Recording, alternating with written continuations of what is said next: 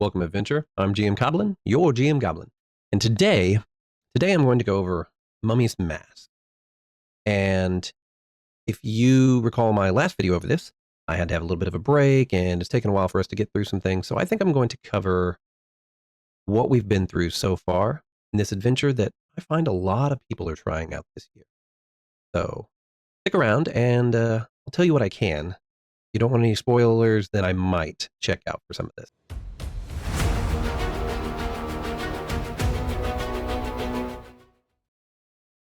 All right. So, Mummy's Mask, if you weren't here for my last video, which check it out, is going to be your desert kind of standard Egyptian adventure. It is an extremely good adventure path. It's been voted on several of our polls online. Go look it up on Reddit. And it's been pretty good to us so far. It is going to take place in Assyria, which is a mostly desert area. Your southern continent from your main part of Valerian. And for us right now, it is mostly taking place right here in a small town called Wati. So as we're going through, and as I mentioned in the last one, we adventurers form a party, as you do when you first start a campaign. They want you to really kind of know each other when you get into it. You create a party name, and then you are drawn in a raffle to go and you go to the necropolis to excavate artifacts that they have left dormant for centuries. And so you go through there, and there's some conflict with some other groups. And we, I think, are finishing or about to finish book number 3. So as we went through last time, I talked about going through our normal adventures, going through finding all these traps. Still holds true. Traps, 10-foot poles. Someone with an extremely good spot and disarm is mandatory for this campaign. You do not want to go through this without a rogue type or the ability to disable traps. I have not found so much of needing to disable magic traps exactly, but we have a Slayer rogue in our party, and she has been life-saving, even though we've practically killed ourselves a few times because of traps. Let's go through party makeup, I guess, a little bit. We also have a cleric who is focusing, I think, on feather and nature. She's riding a very large cat right now. Battle cleric, tight spaces.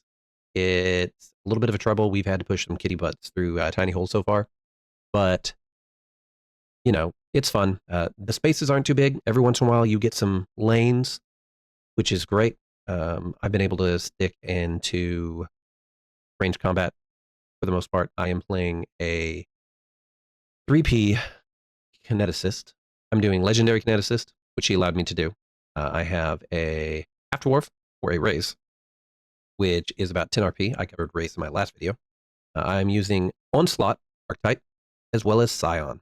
The reason I wanted to do this is I was wanting to focus, kind of do this whole like desert storm kind of thing. And I also wanted to be able to use the onslaught ability to split its blast. There were some slight tweaks to the amount of burn that we do because I wanted to try and keep my average damage about the same as your standard kineticist. Though technically, especially around my level or slightly higher, your standard kineticist, especially legendary kineticist, can outbomb what I currently am playing, but it's not a big deal. I do great damage thanks to the Scion and the way that the Onslaught Blaster works. The damage scales better for energy and everything whenever I use it, and I'm going to be using it to create walls and chain lightning very soon, but not to level 9. It's been really fun. I do have to say that if you're going to play something that uses an elemental type, I want a tip. I have a few tips this game, or this video. Do something with fire. At least everything that we've seen, I have had more often than not, well, more often than usual, I should say, things that have either resistance or flat out immunity to electricity. There are also going to be constructs. There are also, rarely we saw a couple robots, or what is classified as robots. So the electricity is better, but I took them as constructs when I met them at first. And so constructs, outsiders, and undead. There's a few times where Your mental is not going to work very well at all. So any kind of mental control, I wanted to do some synapse shutdown stuff, and I can't this campaign because of everything we've seen. We don't run into a lot of things that are living, not outsiders. I've ran into multiple things that I'm thankful that due to my build, I've always had that secondary physical blast from the start, because otherwise my electricity would just not take it all. So types of golems and constructs that are immune entirely to my electrical damage due to the fact that anything that is allowed to have resistance or spell resistance, they completely nullify. So that's out for me. But either way, it's been good. It's in Assyrian. We've got a fighter that is actually, remember, build, doing a brawler fighter build.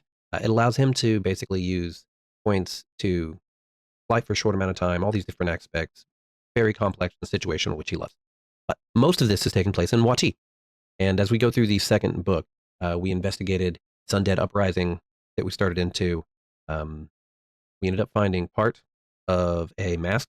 A mask is going to not only introduce you eventually to the Ka, the soul and heart aspects of what Egyptian lore and Assyrian lore obviously relate to, but going to give you a very powerful magical item, going to be sought after and necessary as you advance. But we also had come into different factions as we played through. We've ran into necromancers that have attempted to wreak chaos throughout the city. Ran into a couple cults. There is a blue feather cult that we are playing through right now, really, and you're looking at a lot of knowledge and searching right now. I'll get into what I think you need as we've come through this that you should probably check with your party to make sure you have outside of the ability to find and disable traps, like I've said. But a lot of playing around in the necropolis. For the most part, that's where almost all of our time has been spent. A little bit of underwater here and there, not so much anything that is important. As we go through this and we deal with this uprising and this necromancer, and you're going to be dealing with a little bit of having to persuade individuals, use diplomacy, then I would. My character used a trait to swap it to something other than charisma. I believe I used intelligence. And being a half dwarf, I was allowed to pick up some of the things that dwarves have.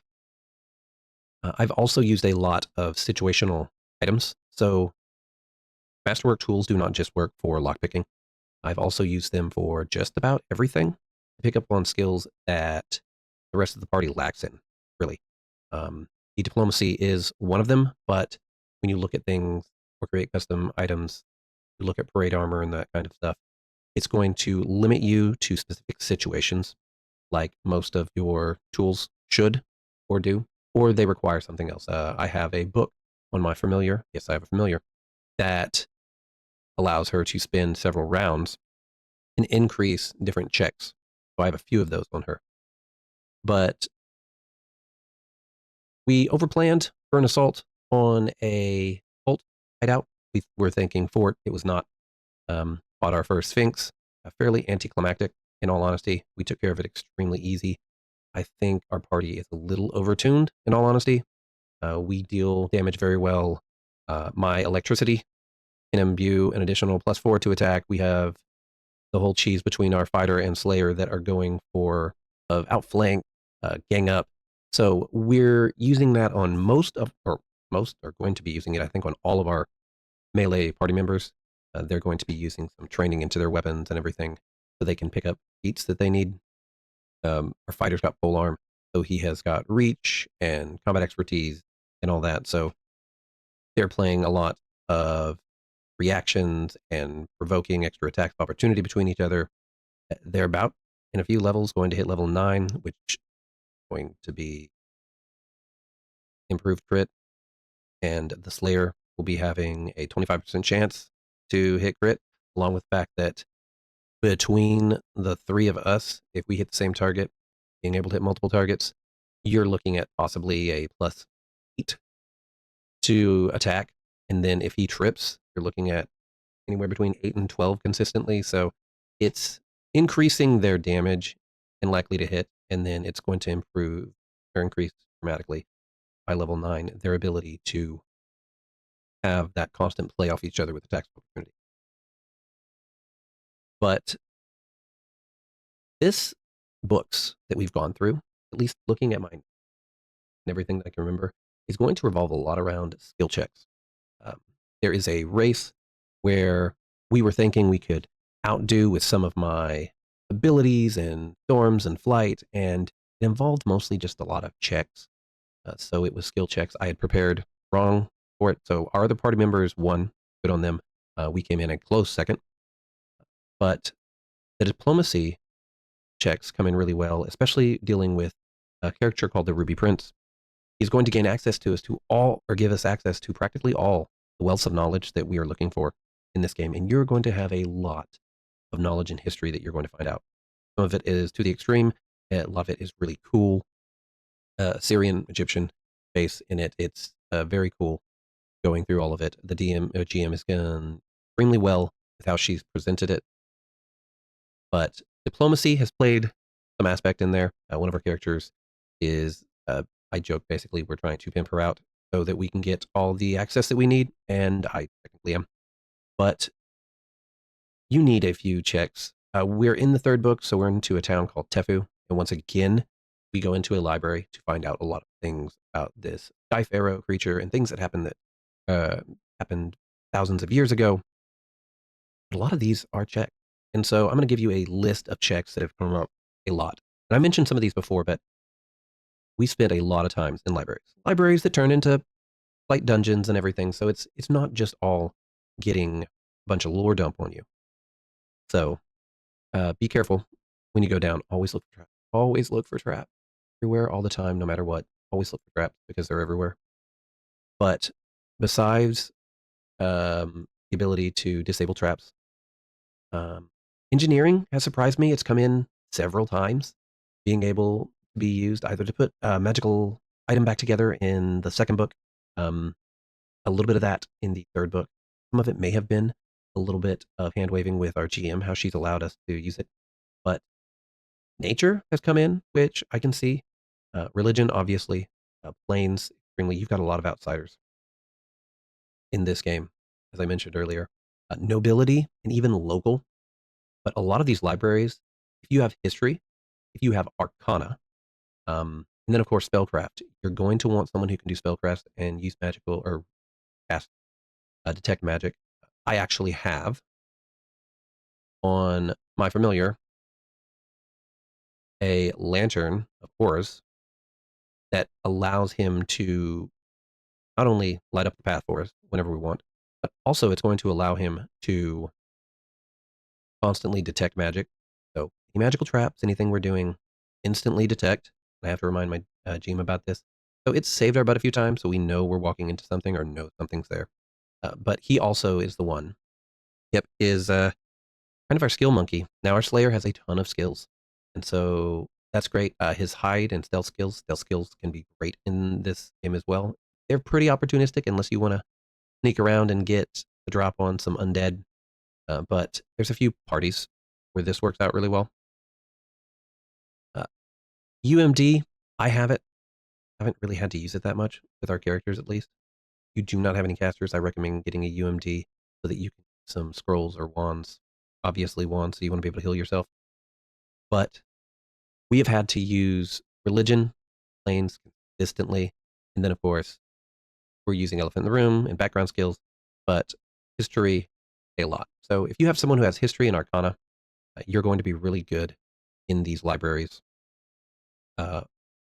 My familiar has the ability for spirit ridden. So after a short ritual, she's going to be able to have so many increasing hours, whatever skill that I really want her to have. And so I use it either for knowledge or spellcraft, depending on what kind of dungeon I think we're going into. Handle animal and ride, not as useful, but you can use it for basically any skill. And then, of course, I also gave her with the access to another trait of giving her an additional skill point with cunning. And so that's why I have her skills padded out so much. And then, of course, like I said, I've gifted her with iron stones and a small bag to carry everything with. She is a wisp, so she naturally increases my attack. every single round. Not that I really need it with electricity because it's touch, and I'm always going to probably hit forever unless I roll a 1 from now on. So not too worried about that. But skills are going to get you really far.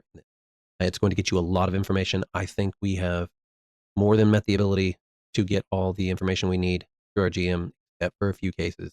There was a few times where I messed up and I had forgot to give her something like history, and we were probably a little lacking, but not by too much. The the game's been going good. If you've got an OP party, GMs will do this anyway, but they might have to add some level adjustments. The traps, no jokes. We're not through, I know for a fact, with all the cult stuff, because I know that we have to go to the desert for something, for a lead that we found. But in general, it has been an extremely fun campaign. Uh, also, remember, read on a forum or a Reddit somewhere that I think there is a slight decrease in the amount of gold your players are going to get for artifacts. Also, remind your players that not all artifacts are art objects. So make sure to adjust what their sell price is. I believe we are I think we're slightly more than a little above where we should be for our level. But regardless, it has been a fun game. Party's been great. We haven't been lacking too much. Even though we don't have a wizard, it's been pretty good. Cleric is practically a must. We're dealing with undead. The ability to remove curse has been monumental because you're going to be dealing with a lot of traps. So you're looking at reflex saves. You're looking at a lot of poisons and curses. So prepare for that. My character not only gets improved defenses when it comes to magic, which will is my worst save, but I also have things like scarves, which give you a +2 in hot conditions, which we haven't had to deal with yet. Kind of figured we would. Maybe we will shortly because she mentioned us needing to go to the desert. And then, of course, things like Stinking Cloud. So you can get a filtered scarf extremely cheap. I would go ahead and do that. Remember umbrellas if you need to, or go get a wand to pick your element. Either way, I'll give you the next update whenever we get through probably book 4. If she tells me we're at book 4.